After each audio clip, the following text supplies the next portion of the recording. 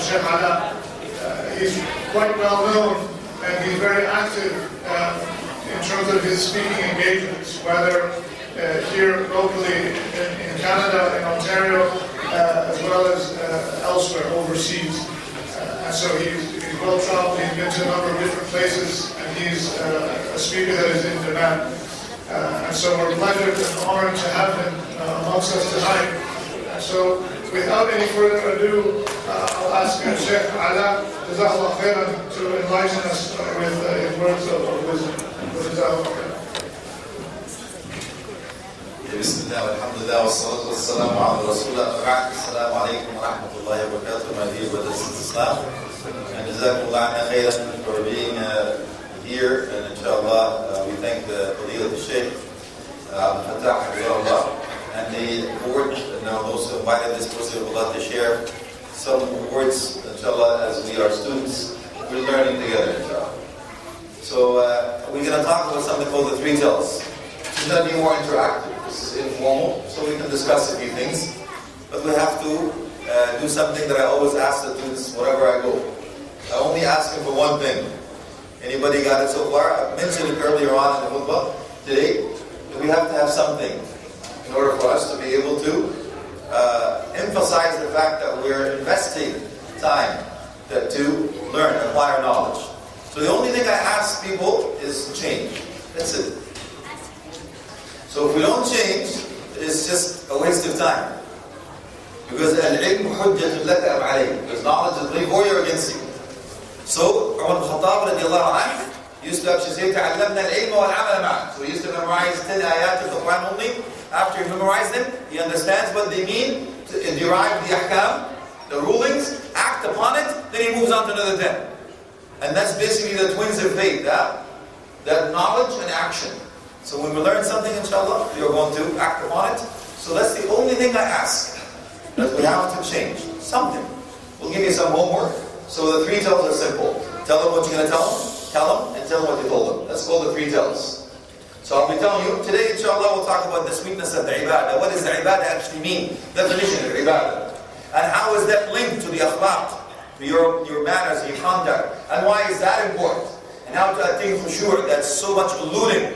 That so many people tell you, Sheikh, I'm praying, but I have nothing, man. The Wi-Fi is low, the signal is low, right? So we'll talk about your battery. How to attain khushu', to be able to concentrate and have connection with Allah subhanahu wa ta'ala. It's actually a definition of the salah itself, the prayer itself. And then we will ask you, what is really the adhan? You hear all the time. What is the story behind the adhan? Not the actual story, what is meant that will change your life. And then you will know yourself, you will learn your true colors, and so on and so forth. And then once we talk about it, we will recap it, meaning in a form of a question and answer. That's tell them what you told them, right?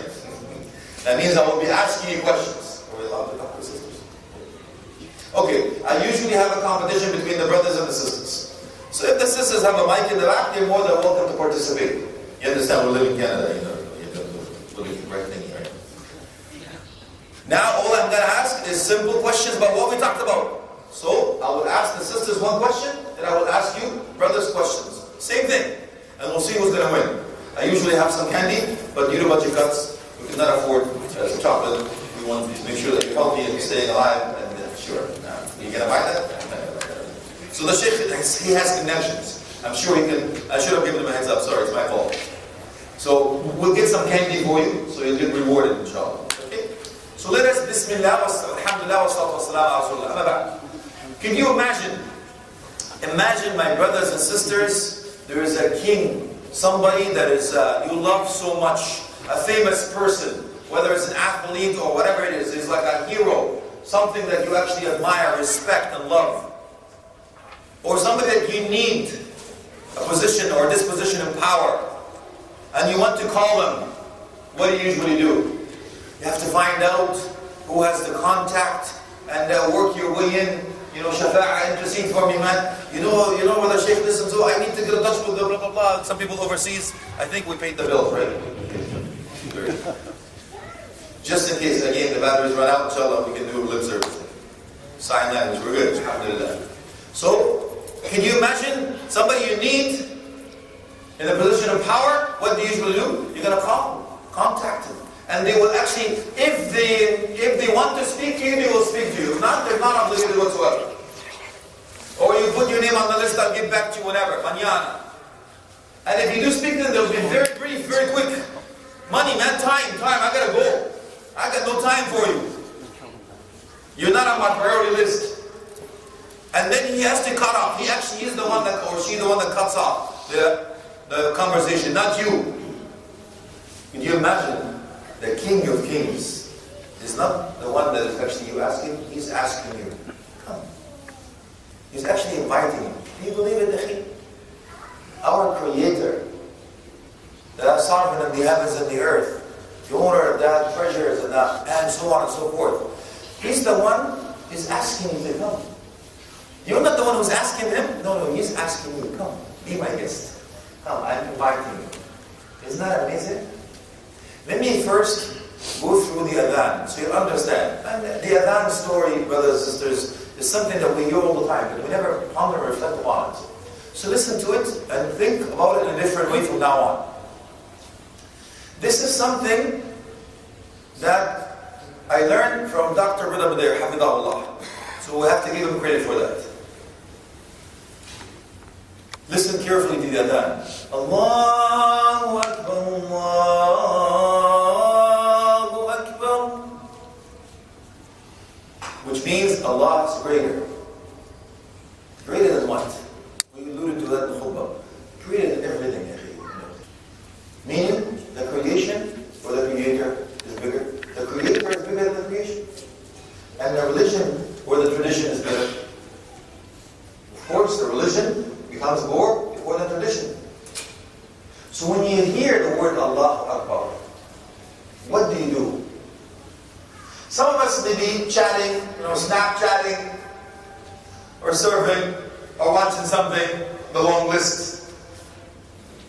And of course, you're either on the phone, you got the remote control, and you're watching TV, and you're watching your own country. And now, the shaitan will come and tell you this hadith that is not a hadith, it's fabricated. حُبُّ الْوَطَنِ مِنَ الدِّينِ. Loving your country is from a religion that has no basis, baseless, it's fabricated. Okay? And then your country is playing in the World Cup, man. Or in the cricket team, Pakistan against India. Pakistan Zindabad. You understand? And all of a sudden, you have people coming crying the following day because the country lost. Or you're watching the movie, the Bollywood. The guy coming on a white horse, with a ding, the six-pack, get a flower in his mouth, a chocolate box in one hand, and of course a poem on the other hand, and he's coming toward that girl that's running away from her villain father because they don't want her to marry her, but he still loves her so much because her heart really beats with the susu. And then you run to the slow motion. Have you seen the movie? You guys are so righteous, mashallah, you don't watch movies, I'm so proud. Mashallah. And then you hear Allahu Akbar, Allahu Akbar. What do you do? No, you need to watch the end of the movie, man. This girl is running away. She's eloping. And now the director has got you hooked.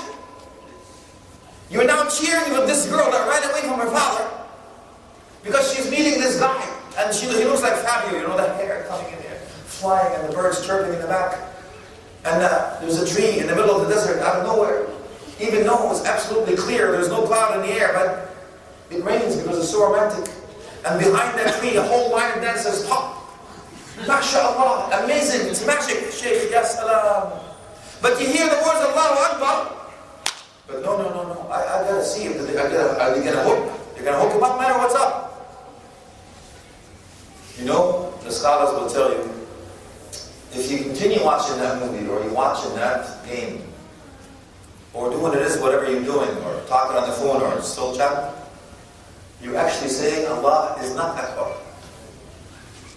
It's true. You're saying this movie is Akbar.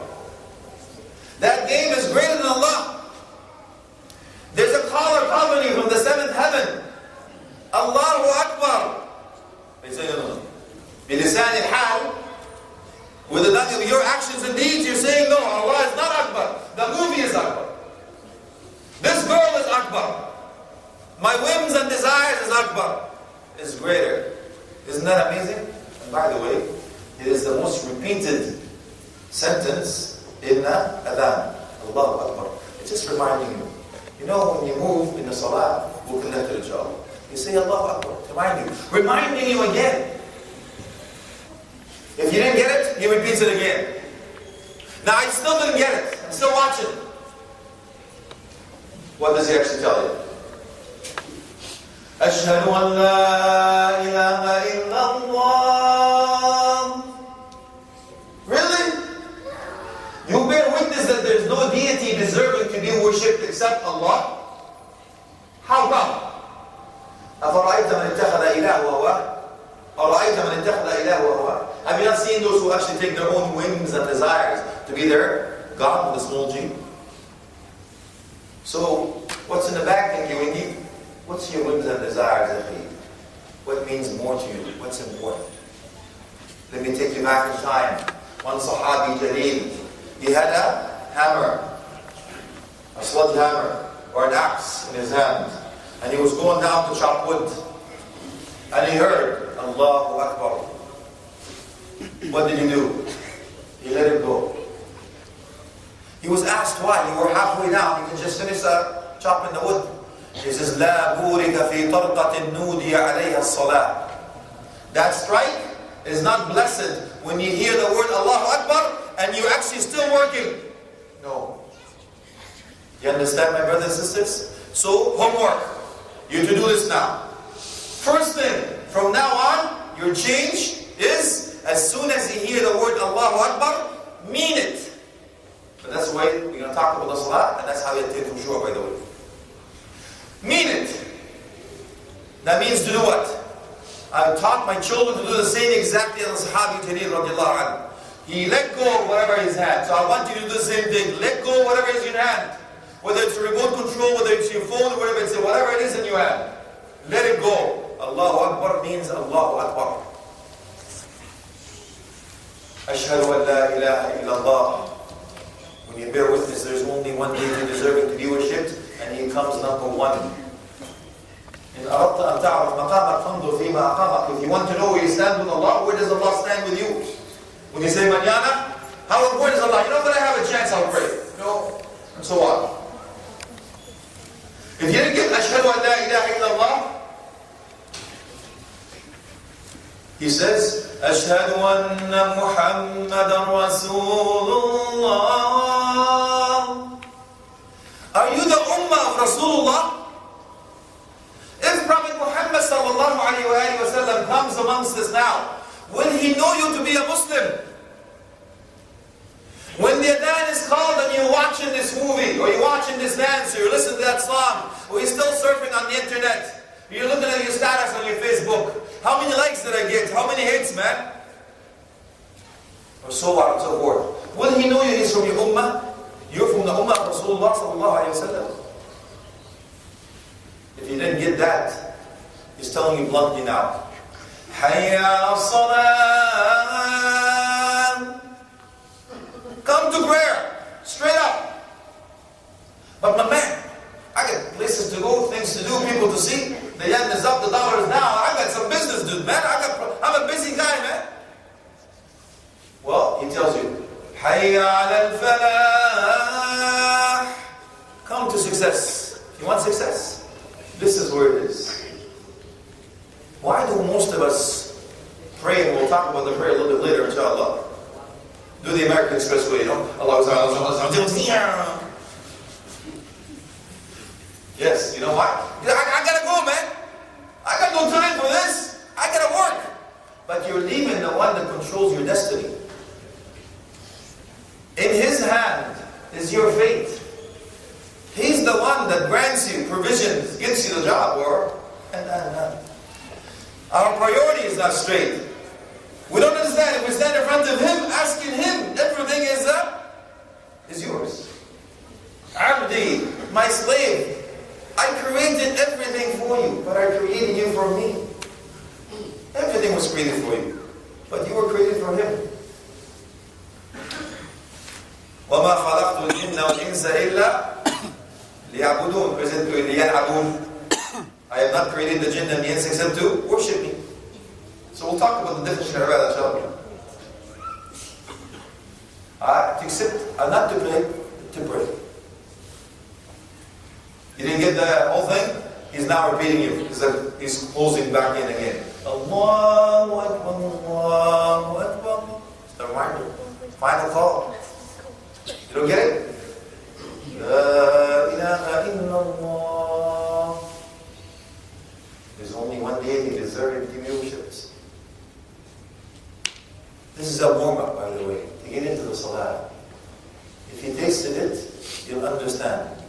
Ali ibn Abi Talib radiallahu anhu on Ahl Bayt al-Athhar used to shake when he used to make wudu, right, brothers and sisters? He was asked, why do you shake when you make wudu? What was his answer? أتدري بعد قليل أقف أمام من? You know, after a few minutes, whom I'm standing in front of? Isn't that amazing, Sheikh? So what is the Salah? And what is that? We drop the ball as parents. We tell the children to pray, but we don't tell them why. And most of us use the negative reinforcement, but I'm going to teach you today, inshallah, to use a positive reinforcement. It goes a long way. It has a much more effect, better effect on children than a negative reinforcement. But we have to have balance. I'll tell you the balance. According to Qayyim rahmatullahi alayhi, we should be like birds, two wings, al-khawf wal-raja. Khawf is fear, being conscious of the punishment and raja, also longing for the mercy of Allah and Jannah and so on. But the head is taqwa. We'll link it together. So when we start the prayers, brothers and sisters, we tell them, if you don't pray, you're going to go to hellfire, right? Everybody's going to hellfire and everything is haram. Alhamdulillah, Rabbil Alameen. MashaAllah, tabarakallah. If you do this, I'm going to whip you. Mahrum min miran. That's it, man. I'm taking out your phone, I'm taking out your PS, what are you? We're still on 4. PS5 now? 4. We're still 4. What happened, man? They're not moving up, they're just getting new letters and stuff. Okay. Remember, brothers, as parents, remember when we were really happy when we celebrated? When we actually had our children eat with us? When was that? When PS4 was offline. Remember when they had when they dropped? Remember when you saw your children back? Because PS4 was not working anymore, man. Alright, be honest. How do you get your children to come down and eat with you? Yeah? We have the technology, we can rebuild. This is how we get our children to come back down now. Upstairs, man. They're upstairs. Because they get the beat, they get the whole thing. I killed your mother, I mean, your sister. What happened? But the only way you get it is, ding! This is the language now. Allah yarhamdulillah. Remember those good old days? Yada Muhammad! No, long gone.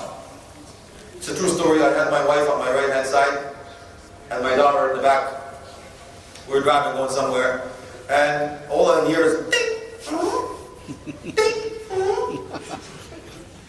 So it's going back, ding, ding, ding, ding, ding, ding. I said, listen, give me this, turn around, talk to each other. Remember that? Talk, man. It's like they have this vapor barrier thingy. I don't know what it is. They feel like they're immune. They're in a different world. You can do whatever you like. It's a beautiful thing. It's amazing, wallahi. And I remember, brothers, when we first got married. Remember those days? What, you trying to forget? Before the children era, right? Yes, the BC, before children. Used to drive like this. Remember those days? Yes, I remember those days too. Have like this. Beautiful, isn't it? I've been with this now for 10 years now, and my neck has changed. My muscles. The Arabs go, aywa, naam, like this, right? But now I go. Yes, in a while, right? So you know what? You're driving beautiful, mashallah, so good, right? Now after children, how are you driving?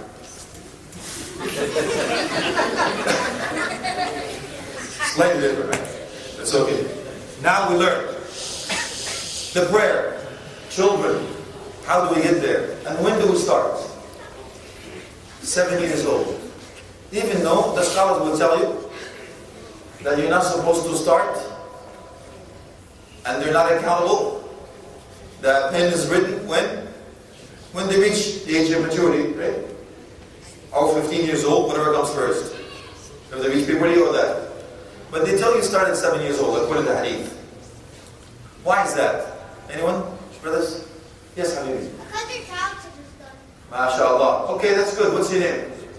Abdullah. MashaAllah, beautiful name. Khayr al-Asma. Abdullah and Abdul Rahman. Best of names, MashaAllah. I'm so proud of you. How old are you? Tis'a. 9 years old? Are you married yet? You're not married yet? What's wrong with you, man? I'm too young. You're too young. No, you're never too young. How do you feel about older women?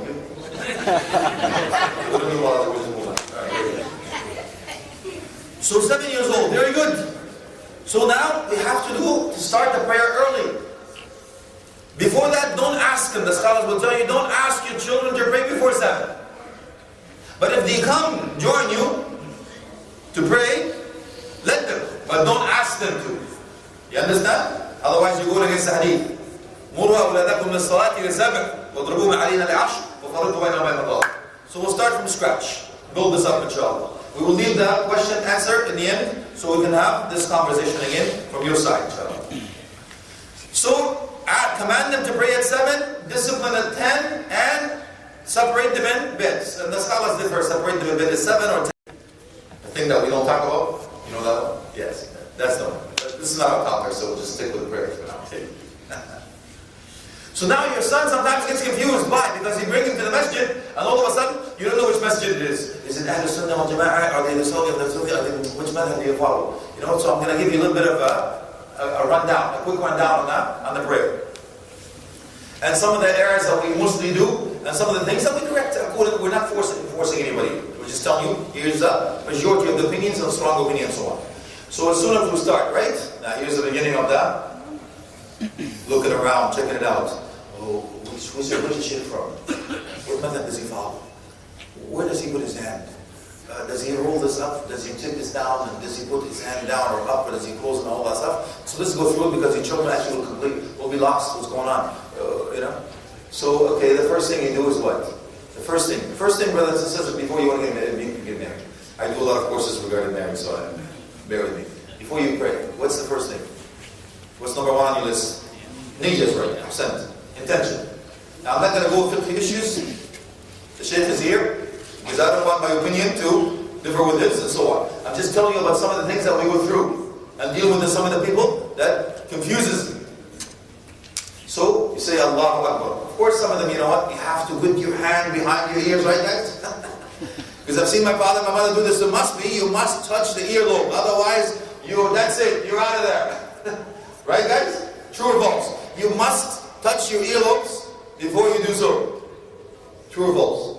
Sheikh is not allowed to sometimes. True? True? False? Okay, very good, that's good. So, اختلف العلماء. اختلاف, you know, there's اختلاف. We're going to respect the اختلاف, inshallah. So, لا إنكار مع اختلاف. So, the hadith says he used to raise his hand at that shoulder. That's it. And face, palm is facing. Now, just say Allah. You know, that's it. You can say Allahu Akbar as you raise it or after, before, all that is acceptable, inshallah. Now, here's the second part. Some of the people put their legs like the Russian split, and some of them do the hot stand, right? So now you have people putting their foot to foot, and other people don't touch me. You know what? I can't do it for sure. So what do? You start looking at the funky chicken. This guy wants this, and this guy wants that. So what happens, man? So listen. All you have to remember is just that the hadith says, you know, hazu bayna al-manakib wal aqdam. You know, parallel between the shoulder and the feet. So the different opinion is it this way or is it that way? Either or, you should be comfortable. You have to stick and all of that stuff. Actually, we teach this course and it takes 2 days to explain. So it's very difficult to go through the whole thing. Yeah. But just to give you an idea. As long as there's not too much gap that people will think, you don't touch me because what, I'm not an Arab? You know? Is that it? What do you think? I didn't take a shower? And that's what shaitan, because shaitan can come through here. You got it? So shaitan is, you know, I love you, man. And so on. We're close. But you don't have to. Have you seen this brother that puts his foot on your foot because you're not going anywhere? That's it, man. Wallahi, I heard it before. So you know what? I'm going to put a needle next to my pinky. Not pinky, sorry. My small toe. Right? Because as soon as you come close to me, I'm going to poke him. These are true stories. You think I'm kidding? Wallahi, I'm not kidding. I've heard it with my own ears in a different masjid. So please remember, This is hay'a salah, right? It's a form of a stand. But the most important part is what? قَدْ أَفْلَحَ الْمُؤْمِنُونَ الَّذِينَ هُمْ فِي صَلَاتِهِمْ خَاشِعُونَ. That the true believers, successful are the true believers, the ones that are what's number one on the list? Those who actually concentrate, their deep concentration in that khushu'. After the hayya, we'll talk about the khushu'. After that, we put this, we'll talk about how to attain khushu', inshallah. Concentrate. Very good. So this is a start. Somewhere in the middle, you're comfortable? Very good. Allahu Akbar. Now here's the second one. Oh, he's going to look around. As your child now sees some people have it here. Oh, Hanbali. Shafi'i. Hanafi. Yes. Okay, Maliki or whatever. Understand? So I'm not going to go there. But just to get the idea. So the scholars will tell you all of that stuff. Actually, that hadith is da'if.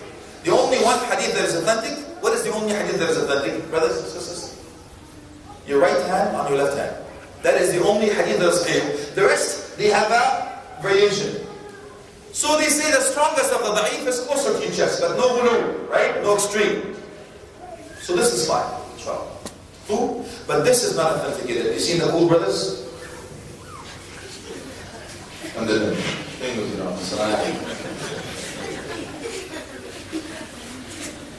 so this is not the purpose. I've not seen this before. Because I'm telling you, I'm sharing what we've seen. This, the scholars say, this is not permissible. Anything around here, there are three positions that are authenticated. You can ask the Sheikh inshallah for that. But this is a general idea. Okay?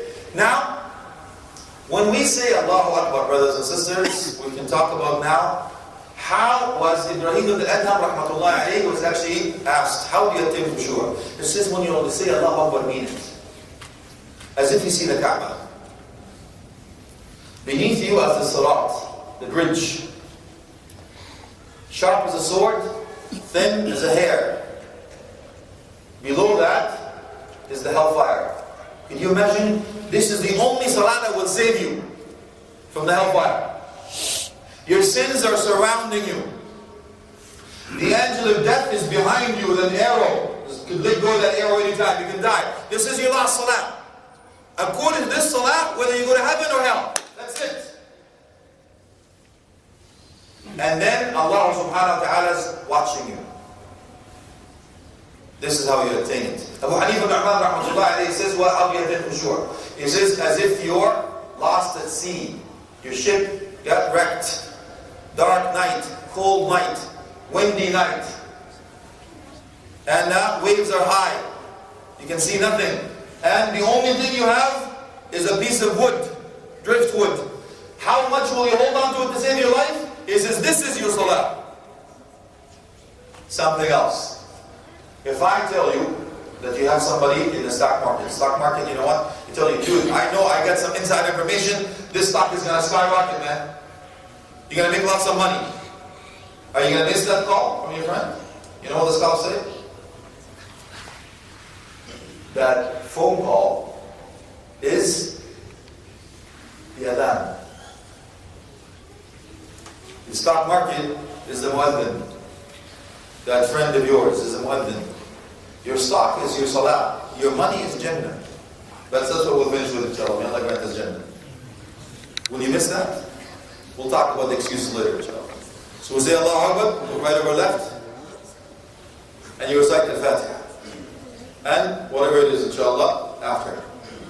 Now here's what happens after that. When we say Allahu Akbar again, here's another fight. You raise your hand or not raise your hand? All these are sunnah, by the way.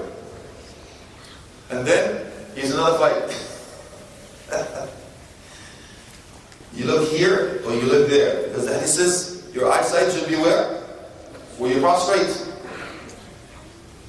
And then, when you come back up, Sami Allahu liman hamida. Do you raise your hand or not raise your hand? And if you raise your hand, do you drop up? Do you raise your hand and hold? Then you're going to be looking, right? Because the children are going to look around. What's going on, man? Now there's another one that's confusing. Then you're going to say Allahu Akbar, you're going to go down. Now do you go on your knees or do you go on your hands, right? So you're confused.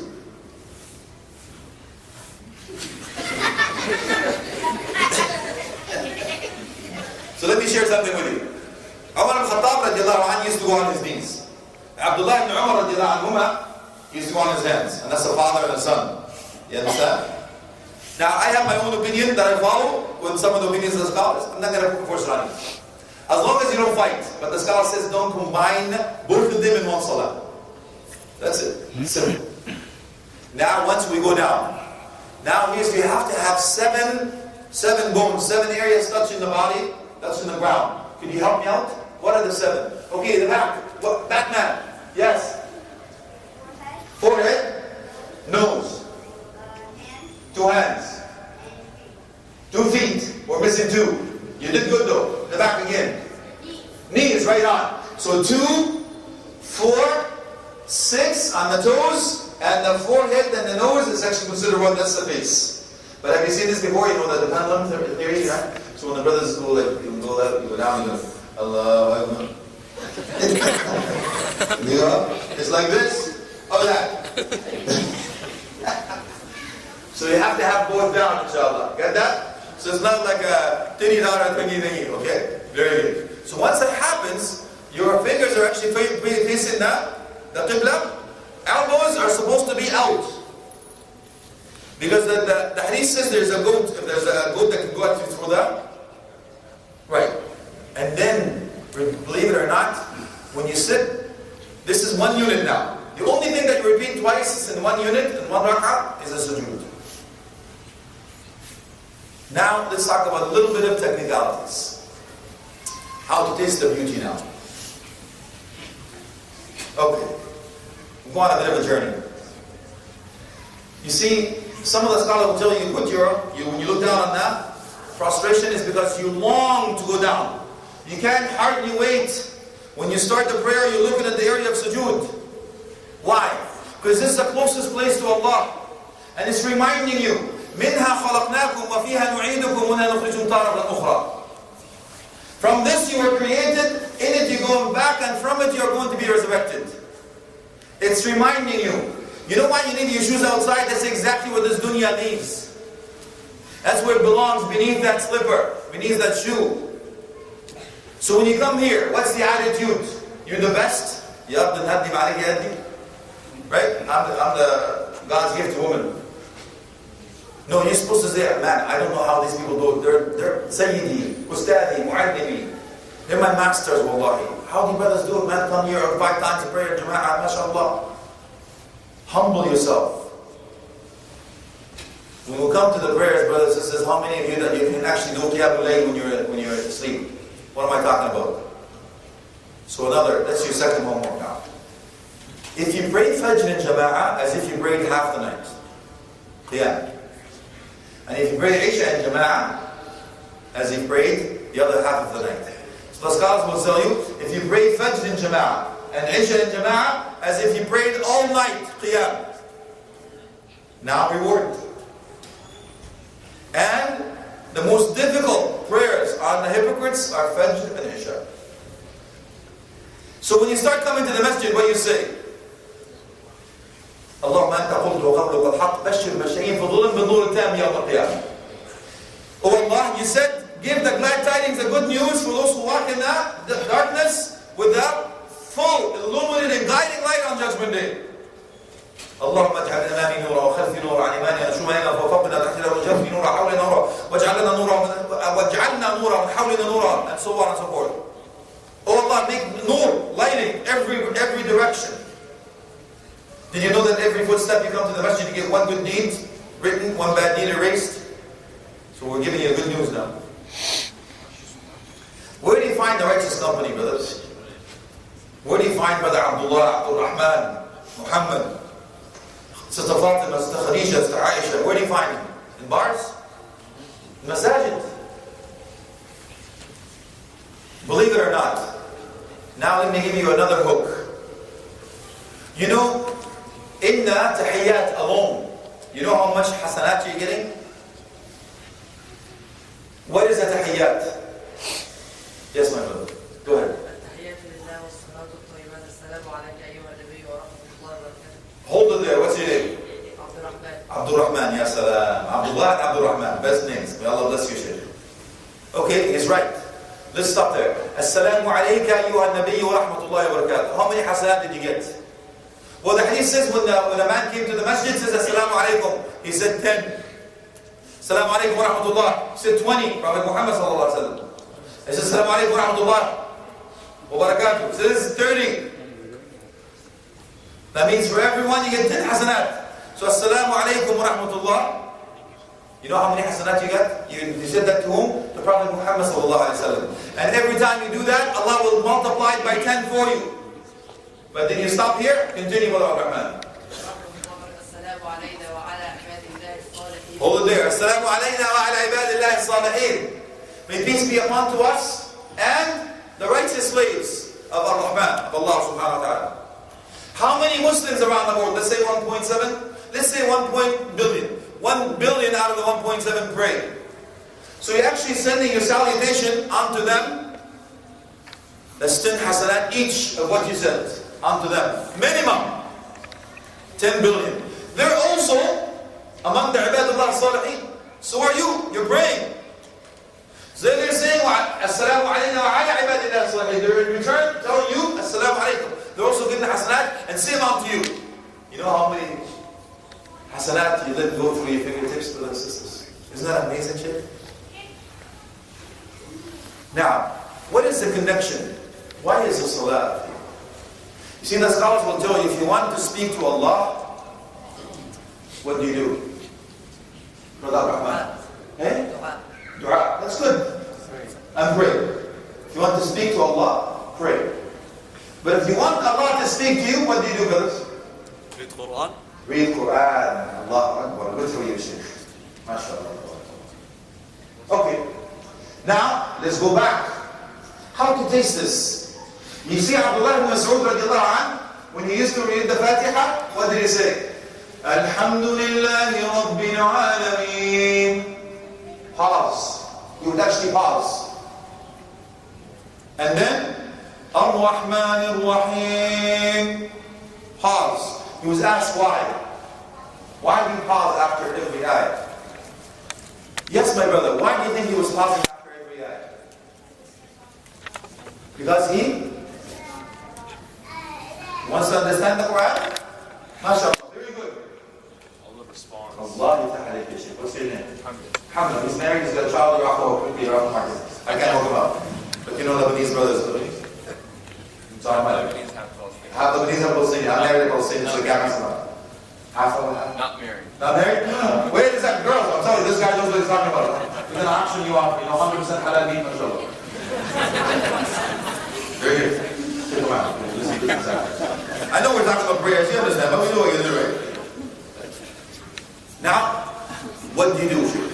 He says, I have to pause because Allah is responding. You understand? And it's not befitting for me to talk when Allah subhanahu wa ta'ala is talking to me. Isn't that amazing? That's how you get it, Akhi. You say, Alhamdulillah, praise be to Allah. For what? Are you going to say, you understand, you can't say, shukr. Shukr is gratitude, is for specifics. Ya Rabbi, shukr on my hand, shukr for my eye, shukr for my, thank you for everything. No. So you say, Alhamdulillah. Comes in. Praise be to Allah for everything He's giving you. Everything He's giving you. Now, you say, Alhamdulillah, hamadani abdi, my slave has praised me. Ar-Rahman Ar-Rahim, majadani abdi, and so on. Honored me, my slave, and so on. Until you to the half says, for you what you want, for me, I'll get you what you want. Ihdina as-sirat, Ya Allah, ihdina as-sirat al-mustaqim. At least you ask Allah for a straight path 17 times a day. Straight path. In the prayer. So you're being guided. Not the one that been led astray, not that you're angered with. A beautiful dua. Now, let's go back on Judgment Day. Taking you back and forth. So on Judgment Day, Allah, the first thing will ask you, what is the first thing Allah would ask you on Judgment Day? Actually, there are two opinions. Yes, okay, I heard Brother Ahmad. What's your name? Umar. What's the answer, Brother Umar? The first thing, your prayer. Very good. What's the other opinion? It's okay. What's your name, Ali? Go ahead. Ali. Allahu Akbar. May Allah result you with Ali after a long, healthy, righteous life. Do you have, what's the other answer? Or whatever you want to say. Salah is correct. The other opinion is bloodshed. Okay? There are two hadith. But there's no talaq, but what it says is حقوق العباد وحقوق رب العباد. The rights of Allah is your salah. The rights of the creation of Allah is bloodshed. So let's say, the scholar says, the hadith said, if Allah accepts your salah, He will accept everything else. If He doesn't accept your salah, He doesn't accept anything else. So here's excuses. My man, why are you not praying, man? My brother from another mother, the sister from another mister, why are you not praying? Yani, Sheikh, I'm too busy, man. I'm too busy. I got stores all over the place. I'm a busy guy, man. I got the dollar numbers, all of that stuff. I got no time for this. Because I'm too rich. I don't have to do this. I don't need. Because He will listen to you on Judgment Day. Why don't you pray? I was rich. Okay. Here's أنت أغنى من سليمان. Are you richer than Sulaiman alayhi salam? He was a king, a prophet. Wealth, no other can match it. But this did not deter him from praying. But I want you to remember, the scholars will tell you, if you don't pray in this life, you will still have to pray. Because it's a physical ibadah. It's an actual physical act of worship that no one can do on your behalf. After we die, somebody can perform hajj on our behalf, fasting on our behalf, can give us zakat. But can they perform salah on your behalf? True or false? False. False is correct. No one can perform your salah. That means it's your only, because salah is what? Connection. Salah is a silah, connection with Allah. So on Judgment Day, you're going to have to make it up. Two opinions. One, you will do it in the fire, in the hellfire, Allah protect you from that. Or at least you will prostrate on a stone from the hellfire. Will boil your blood in your brain. You have a choice. You can pray it here, nice air-conditioned room, or you're going to have to pray it on the other side. But I will give you the solution again, inshallah. Don't worry. Just in case you haven't been praying. Okay? And why it's important. So he says, no, you know what? I'm not richer than Sulaiman, so I want you to have this. This is called the word association. It's the sound effect. Here comes another one. Yes, he's going to still, or she's going to still pray in that nasty place. Alright, the first one heard that, wealth did not take him off the hook. Abdi lima lam tusalli. Next one. My slave, why didn't you pray? I was poor. I was so poor. How poor were you, man? Are you poorer than Isa alayhi salam? He used to say, this earth is my bed, the heaven is my cover. And it did not deter him to pray. Here comes another one. Everybody now. So you can have this like a nightmare, right, brothers? You know when you hear Allahu Akbar, Allahu Akbar, Allahu Akbar, Allahu Akbar. Otherwise you're going to hear that. Yes, you're going to have me as a nightmare. I'm going to come in your dreams now. Right. Okay, the third one now. The third one. Abdi lima lam tusalli. My slave, why didn't you pray? I was so good.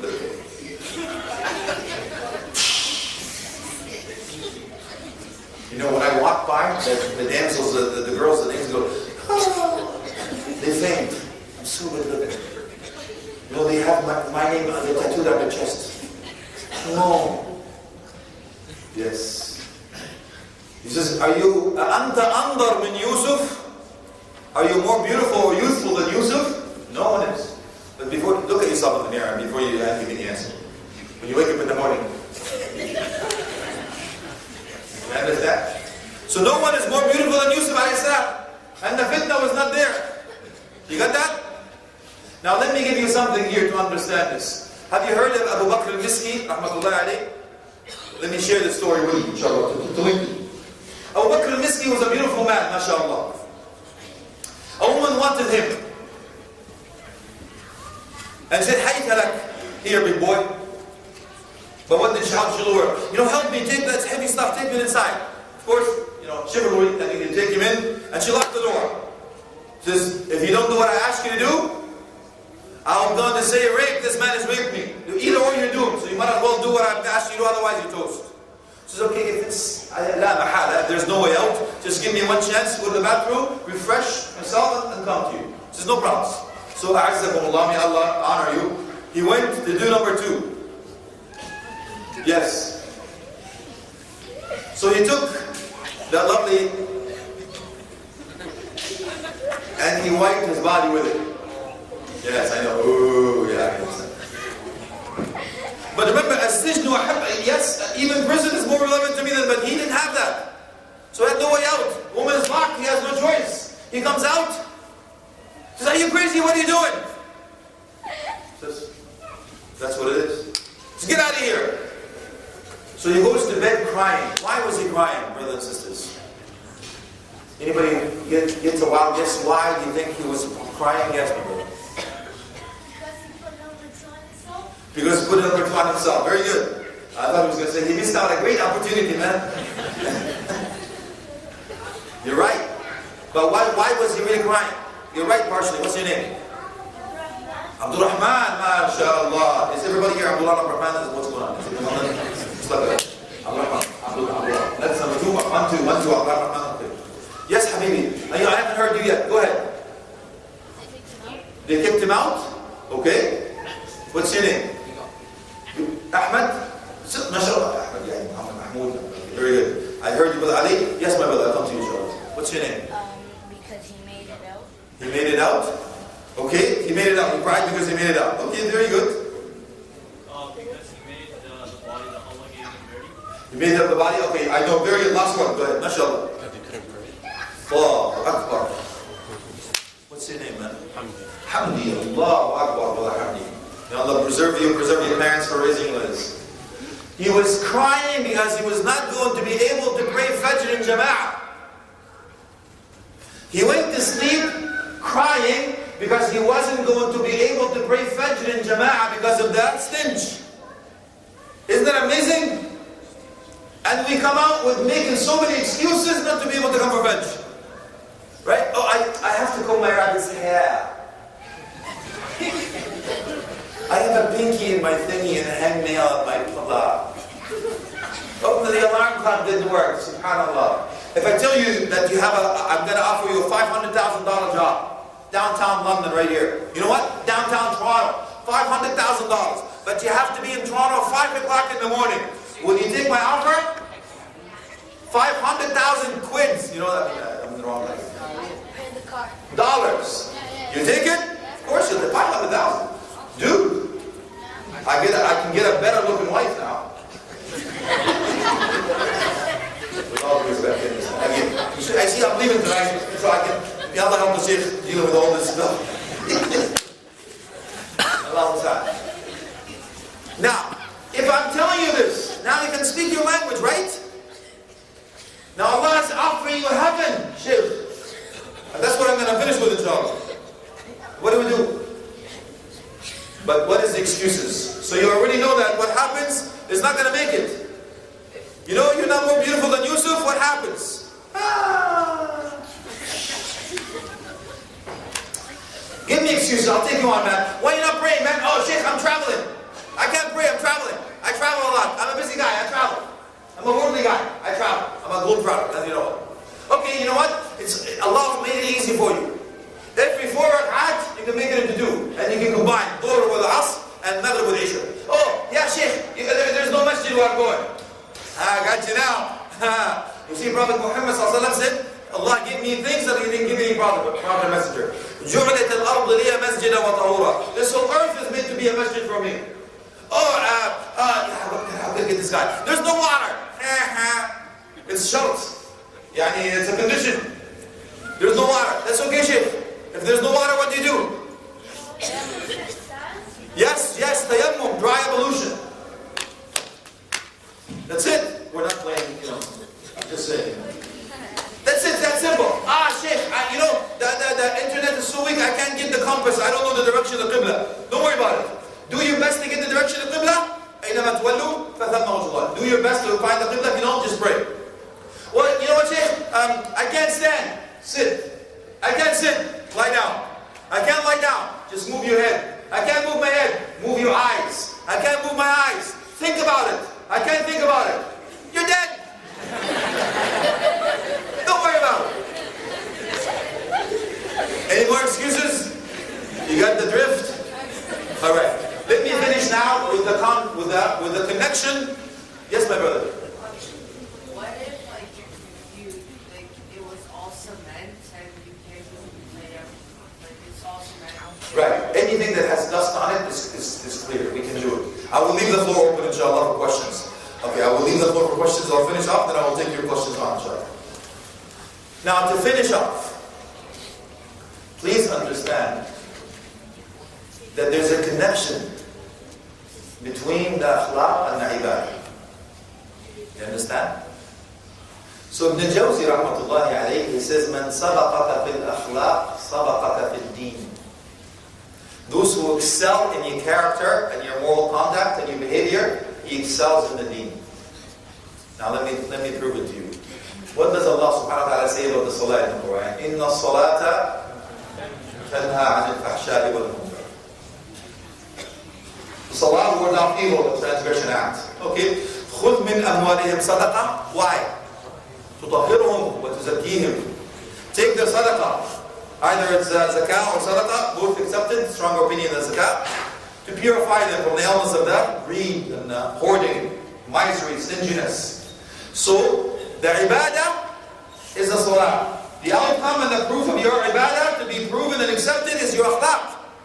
تنهى عن الفحشاء والمنكر. Yeah, I'll come back to that. Your zakah, it purifies the illness of the heart. Siyam. لَعَلَّكُمْ تَتَّقُونَ. So you learn taqwa from siyam. You see the connection? Ibadah, akhlaq. Your hajj, when you go to hajj, لَا رَفَثَ وَلَا فُسُوقَ وَلَا جِدَالَ فِي الْحَجِّ. No beginning of any intimate relations, no quarreling, nothing. You understand? So everything when it comes to ibadah, the link is what? Is akhlaq. So that's why Prophet Muhammad says, who does not want to be with Rasulullah? Yeah, he will give everything to be able to see Prophet Muhammad in Jannah. Or even in Ru'ya. Or to be able to go to Medina. You know, the most difficult part of going to Medina is leaving Medina. You would give anything to die in Medina after a long, healthy, righteous life. You would give everything to be respected with Rasulullah.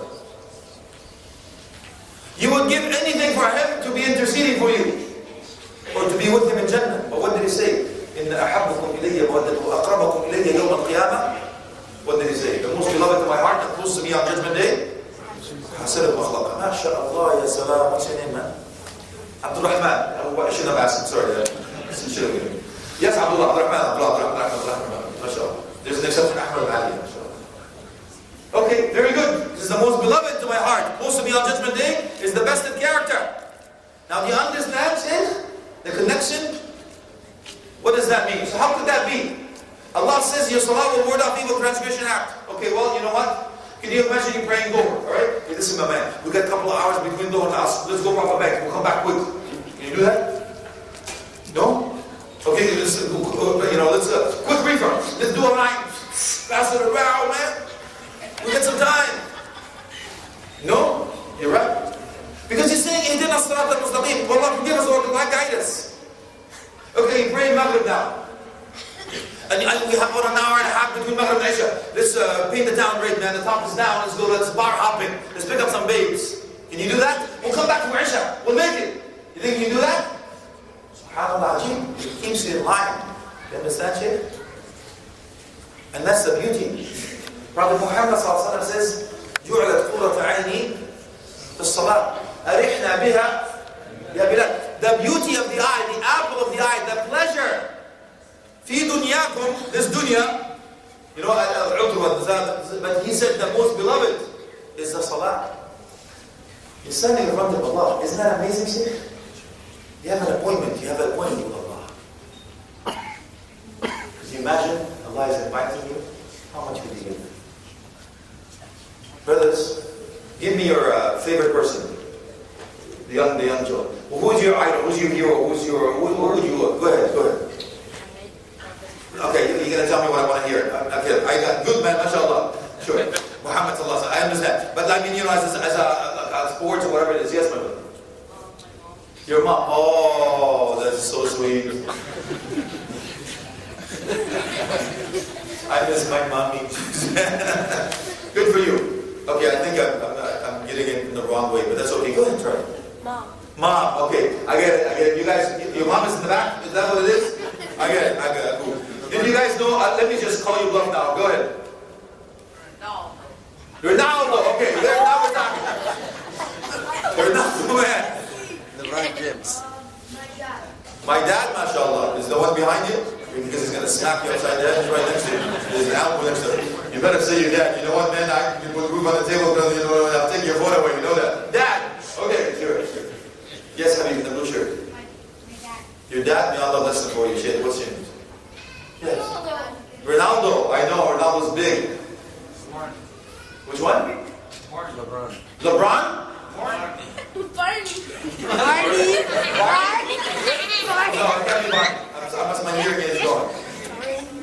Sorry, dude, what is it? Oh, okay, Jim Barney. Cool. Whatever that is. Sorry, I'm so out of that. I'm out of it now. I gotta talk to my children now to give me back. Who's that? Who's that, by the way? NBA? I thought he was a rapper or something. That's cool. See, I'm learning something today. Yes, Habib in the back. LeBron! Dude! Cavaliers! Yes. LeBron James, mashallah. Kareem Abdul-Jabbar. Kareem Abdul-Jabbar, yeah, mashallah. Okay, very good. So you got the idea. So can you imagine if LeBron James or Kareem Abdul-Jabbar or that Brando, Ronaldo, or whatever it is, coming and telling you, right, man, listen, I'm going to meet you in person. I'm going to meet you in person. I'm going to sign either a basketball or a soccer ball or whatever it is. I'm in your name. I'm going to take a picture with you and you can post it on your Facebook. Will you miss that meeting? Come on, be honest. No way, man. I'm going to take a shower, dress up, I'm going to do my hair, I'm going to do the scratch and the sniff chingy, you know, and all that stuff, right? You look at my best, right? And then you hear, Allahu Akbar, Allahu Akbar. Back where we started from. You understand? Beginning and the end. Back to the beginning. To get a better end. I'll stop here, inshallah, with the homework. Now, just in case you didn't pray. Dude, I've been so far away, man. I haven't prayed yet. I'm doomed. La Allah. We talked about tawbah today, but I didn't have time to give you the good news.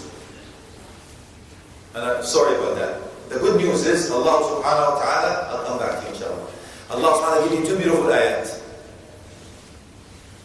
قل يا عبادي الذين أسرفوا على أنفسهم لا تقنطوا من رحمة الله إن توكيد إن الله يغفر الذنوب جميعا.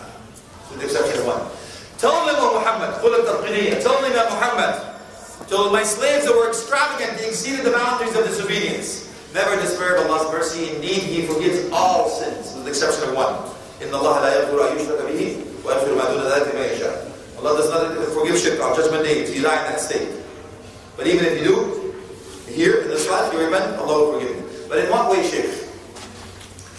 What's the condition? He says, إِلَّا مَنْ تَابَ وَآمَنَ وَعَمِلَ عَمَلًا صَالِحًا فَأُولَٰئِكَ يُبَدِّلُ اللَّهُ سَيِّئَاتِهِمْ حَسَنَاتٍ. So that's the reason we talked about tawbah. Because the scholar says tawbah is number one. إِلَّا مَنْ تَابَ. Exception is, istithna. Except those who repent. Why? Because they're in order. إِلَّا مَنْ تَابَ وَآمَنَ. Right? So taba, the repentance will increase your iman. That's why it comes right after your tawbah. Then he says, وَعَمِلَ عَمَلًا صَالِحًا. Is after you repent, your iman will increase. And the proof of your iman, he says, عَمِلَ عَمَلًا صَالِحًا. Do righteous deeds. And what happens if I do that, Ya Allah? فَأُولَٰئِكَ فَيَتَّقِيم. Meaning right away. فَأُولَٰئِكَ يُبَدِّلُ اللَّهُ سَيِّئَاتِهِمْ حَسَنَاتٍ. All your sins will be forgiven. Not just forgiven, will be transformed into good deeds. So what are you waiting for?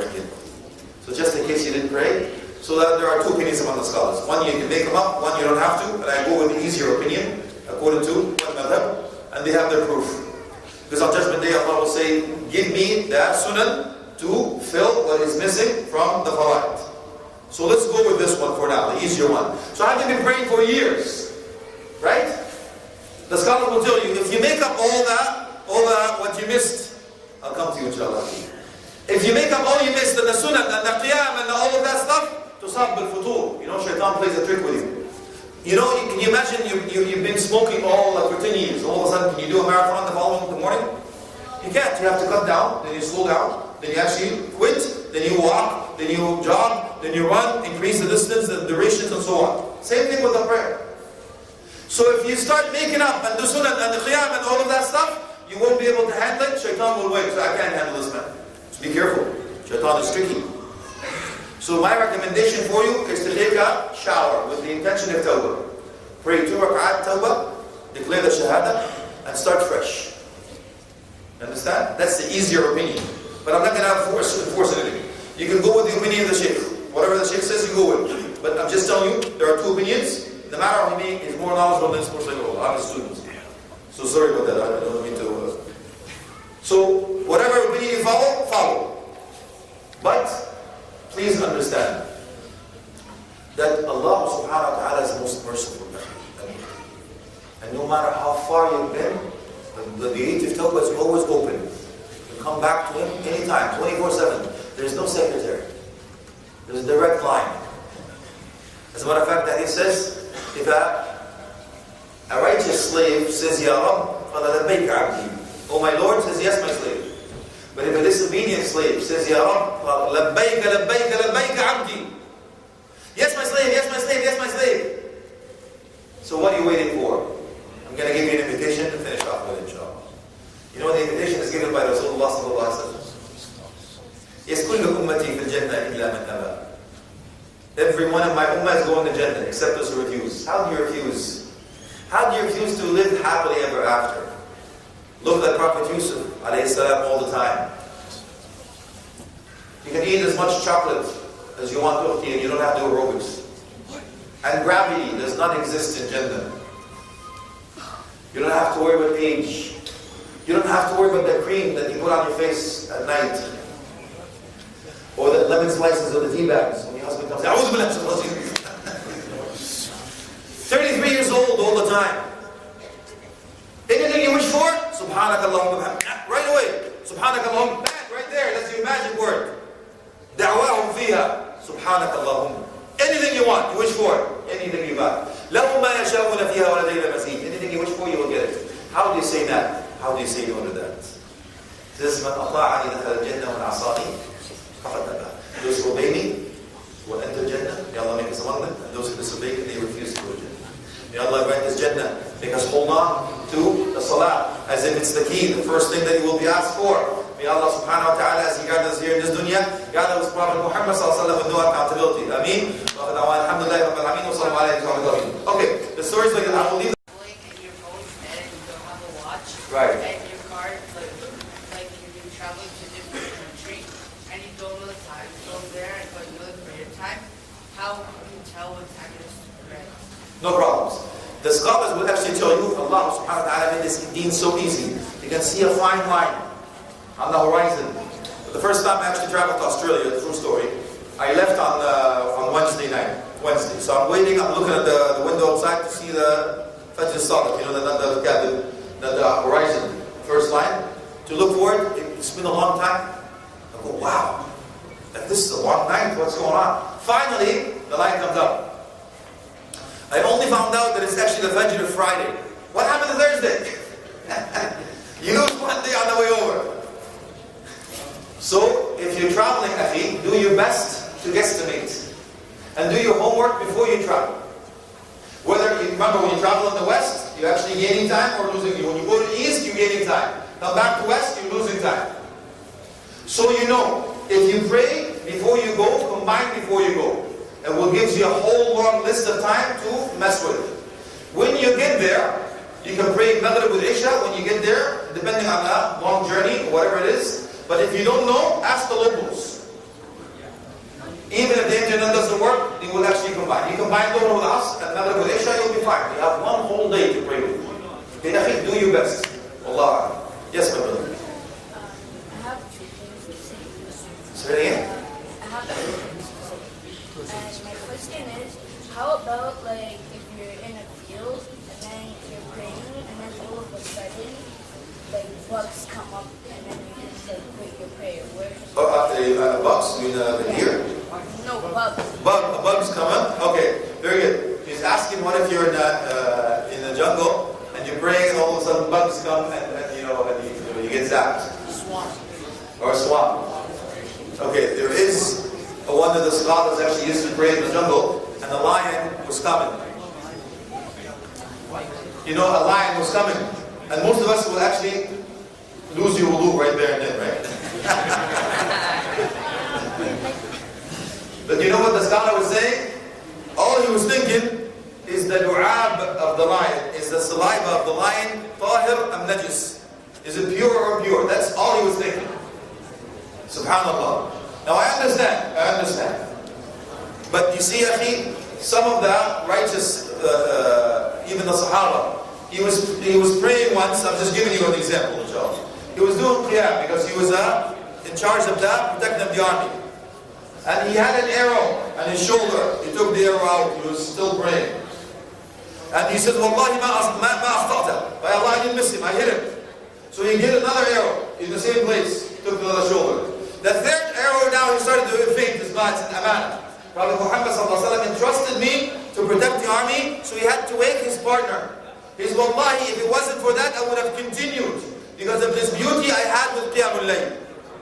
You understand? And he was saying, why did you wake me up? I was dreaming about the Hur Ain.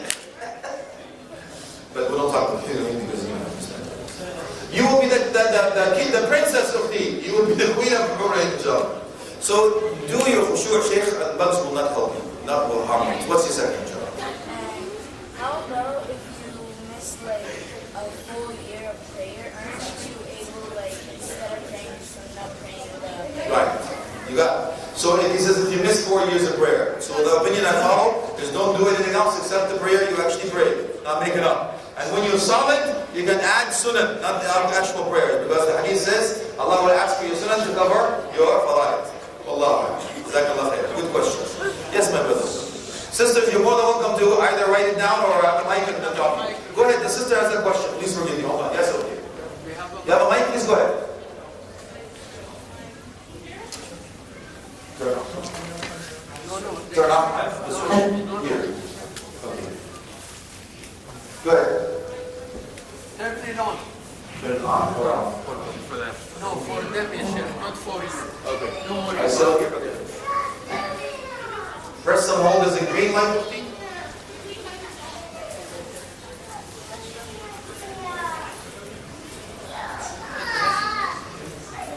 Okay, go ahead.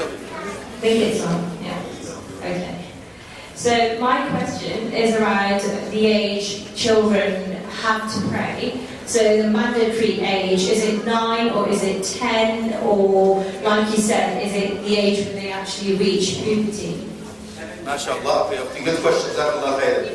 So the hadith says, Muru awladakum lis-salati li-7. Command your children to pray at 7 years old. وَضْرُبُوهُمْ عَلَيْهِنَّ الْعَشْرِ. And discipline at 10. And separate them in beds. So if the question is, when is it an obligation? The obligation is when they reach puberty, or the other hadith reach 15. That's the obligation. But the scholar says don't start on the obligation. Because you need to gradually work them up. So 7 years old, you can differentiate between right and left, and boy and girl, and right and wrong, and so on. And that's why Ali ibn Abi Talib used to tell him, now the first 7 and 7, he derives it from this hukm of the hadith. So my advice to you is tell them to come and join at 7. But by the way, when the children see you pray all the time, they will imitate you anyway. You don't have to even develop to do so. But you're supposed to tell them at 7, discipline at 10, because now they're coming close to the age of puberty or the age of 15. Wallahu a'lam. That's your question? Exactly right. Okay, I'll take one from your side.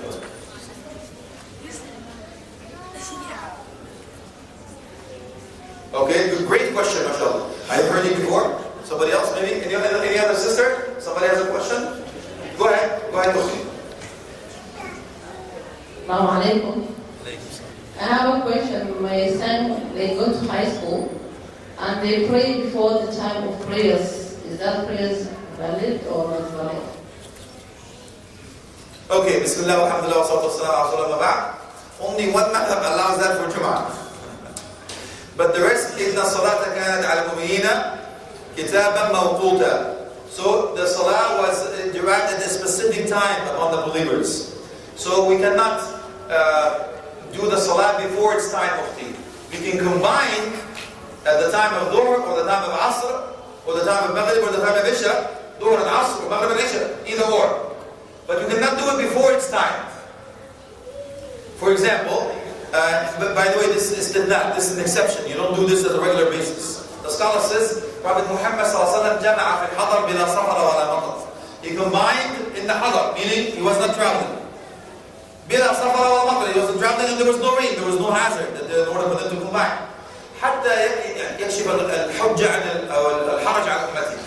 So the ummah would not be in tight places. But the scholar says you have to think that it's not a sunnah. It's not a sunnah. And it's istithna, it's an exception. It's not the norm. For example, if you have a job like a surgeon, right? You had somebody's brain open, right? And you hear Allahu Akbar. Excuse me, I heard this guy, he's a tough guy, man. He says, Allahu Akbar, you drop everything. I'm going to drop the scalpel now because you can die, but no problem. That is an exception. Or you're an air traffic controller. You know what? You say Allahu Akbar, okay, you know what? Trains or planes can crash into each other. That's not acceptable. That's an exception. You can actually combine for that. But you can go down, you're tired, it's rainy or snowy, you can combine, even in the masjid. Because you won't be able to do back and forth. Hazard. That is an exception. But in the school, you cannot combine or do it before time or after time. Wallahu a'lam bihim. Jazakallah khairan. Okay, yes, my brother. What age does your singing act count? What age does Your singing act count? your sin count? Yeah. Okay, it's as I said, when you reach the age of puberty, you are obligated, or the age of 15. Before that, your parents are on the hook, believe it or not. They pay your deen. They pay your ransom, yes. If you make a mistake, they're on the hook. And if you're on an airplane trampoline, do you have to pray? If you're on an airplane, that's a tough one. I travel a lot, and it is tricky, especially with what's going on now with this guy, in the south of the border. If you say even inshallah or whatever it is or anything else, man, you're toast, right? So I pray, but you know what? In a way that I don't bring too much attention to myself. But I still have to pray. Yeah. But when you're talking on the phone or whatever it is, so if you have a friend called Jack, please don't say, hi Jack. It's a bad joke, please don't watch it. You're thinking of a girl, she's a bomb. Don't say that in the airport, okay? So pray in a secluded area, but not in your face, right? You have to be smart about it, but you still have to pray. Okay, Nafi? Now, the scholar says Takbir al-Ihram is a pillar, it's a rukn. So even though you can say Allahu Akbar, then sit. Okay? But the Takbir al-Ihram itself, you have to stand. You cannot do it on any side, everything else. You have to judge it, because some of the scholars says a man was praying as he was walking, because he was given a command. So there are exceptions to the rule. So weigh it out, see the lesser of the both evils, and then you can still have to pray those. You're not exempt. Even in a state of war, they were not exempt. You understand? So what state of war are we now? I mean, half of the army prays, and the imam prays one rak'ah, and he stays down. The other half goes up on the second rak'ah. They make the sleep. The other half of the army exchanges arms, and they pray with the imam as he sits. He comes back to do the second rak'ah. The imam goes out, and the other half prays one more rak'ah. They both prayed with one imam, 2 rak'ah each. Even in a state of war, we're not exempt. So when are we actually exempt of anything else? Yes? So even in that place, whatever it is, pray. If you are going to miss the prayer. But if you are going to be a short flight, you can combine before the flight or after the flight, then go ahead, no problems. Wallah, God knows best. Okay, we'll take one more and move on, inshallah. Be patient. Sisters, do we have sisters? Okay, I'll take the sisters. You have to learn to be a gentleman here. Sorry. And if the question I have is, if we pray Jamia at home, and my son is less than 10 years but he was more Quran, can he lead the prayers or the mom has to lead the prayers? Yeah, okay. The scholars have different opinions among that. And there's this, even the Shafi'i rahmatullahi alayhi said that. Even the imamah of women are permissible from the back. And some of the scholars will tell you imamah of women are permissible in the front but behind jidar, right? If you look into this stuff and study it a little more, you'll find that the imamah of the women are permissible under istithna at that time. But if your son understands Ukhti, because we have an opinion that the hadith says 7 or 6 years old, because he was the most qualified of the recitation, he led grade of the Sahaba. So I understand the Hanaf, they say he has to be better. In their opinion, may Allah bless all of the scholars, it has to be a region in puberty. The Jumhur doesn't go with that opinion. Because of the hadith that is authentic, the Prophet Muhammad says, who is the most knowledgeable of the Quran? Is this man, I believe one nation says 7 years old, the other one says 6 years old. He says, you lead them because you're most knowledgeable in the Quran. Yep. So when your son, if he knows Quran, he can lead you in at home. Wallahu a'lam, God knows best. Alright, it's my turn now. My turn. Wow. Are you guys ready? Ask questions? Alright, sisters. First question. Are you ready, Ukhti? Alright, here we go. Bismillah. What is the story behind this strike is not blessed when the call of prayer is called upon? And what do you learn from that? Were you here with us? The popular deer and headlight. Okay, the brothers can steal now, and stealing is haram. Anyone from the sister? Do you remember the story? Okay, I have one. Go ahead, please. Okay, I asked the question was, why is cereal much better with milk?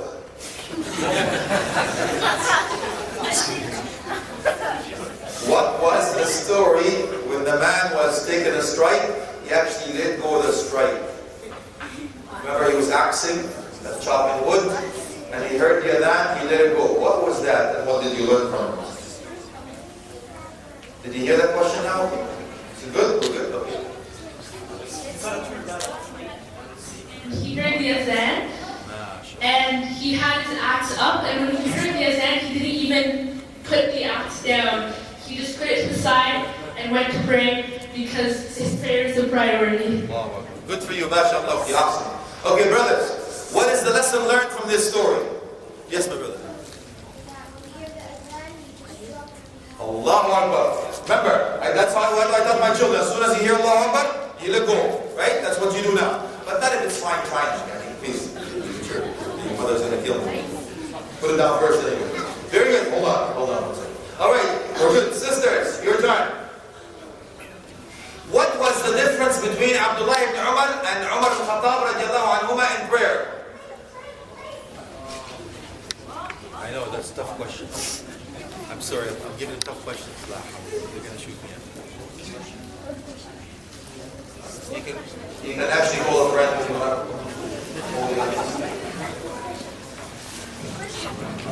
So one was putting your knees first down, and then the other was putting your hands first down. Awesome, mashallah. So the moral of the story is, don't fight over it. Right, guys? Don't fight over it. Brothers, I've been giving them hard questions. You know this, right? Very good. Now I'm going to ask you a hard question. Now to only be fair. How did Ibrahim ibn Adham rahmatullahi alayhi attain khushu' in his prayer? To concentrate. Go ahead, my man. You're on. Me? Yes. Okay. He imagined he was in the ocean.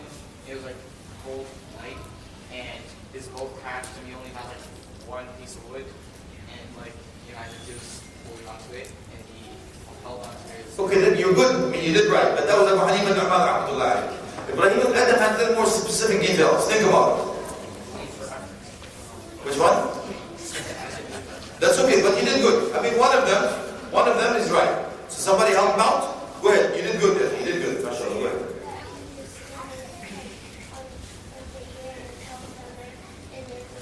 Okay, you got one of them right. You said help down there, right there. You get one. You're on the right track. Help him out. Who's got it? Go ahead, man in red.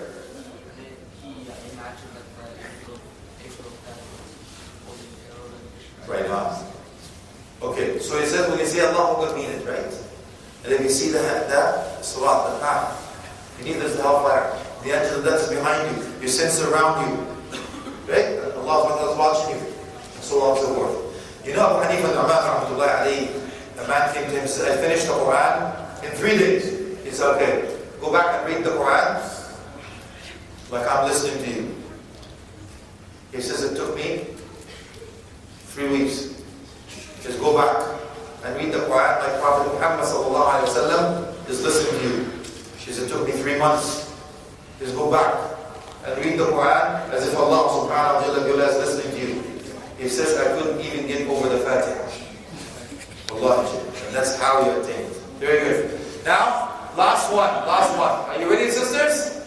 Alright, we'll call it night. Now I'm going to do something called the tie break. Are you guys ready? Tie break question is open for brothers or sisters, but it's going to be the fastest hand. Which is not fair, I can't see all the sisters. But however, if I say the question, it's going to be a bit tricky. Alright? If I say the question, as soon as you raise your hand, I stop. I don't repeat the question or complete the question. That means you have to answer according to what you heard. If you get the question right, you and your team will win. But if you get it wrong, by default, the other team wins. And your team members will hate you for life. No pressure. Are you guys ready? Yes. Alright, very good. Tie break question is, remember, but you have to tell me everything. Yeah, tie break question is, what is the correlation between the Ibada and the Akhlaq? Okay, your hand was up. Go ahead. You have no idea. MashaAllah. Fantastic. I'm so proud of you. Listen, power to the sisters. The sisters win. Congratulations. Hey, MashaAllah. Takbir. Alright, very good. So, remember the correlation between the Ibadah and the Akhlaq? The acts of worship is actually will give you the Akhlaq. Remember the Salah, ward off evil. Your fasting, you learn taqwa. Your zakah, you learn generosity. Your hajj, you learn patience and so on. Okay, may Allah give us ibadah, khuluq and akhlaq, inshallah. And may Allah subhanahu wa ta'ala accept from all of us.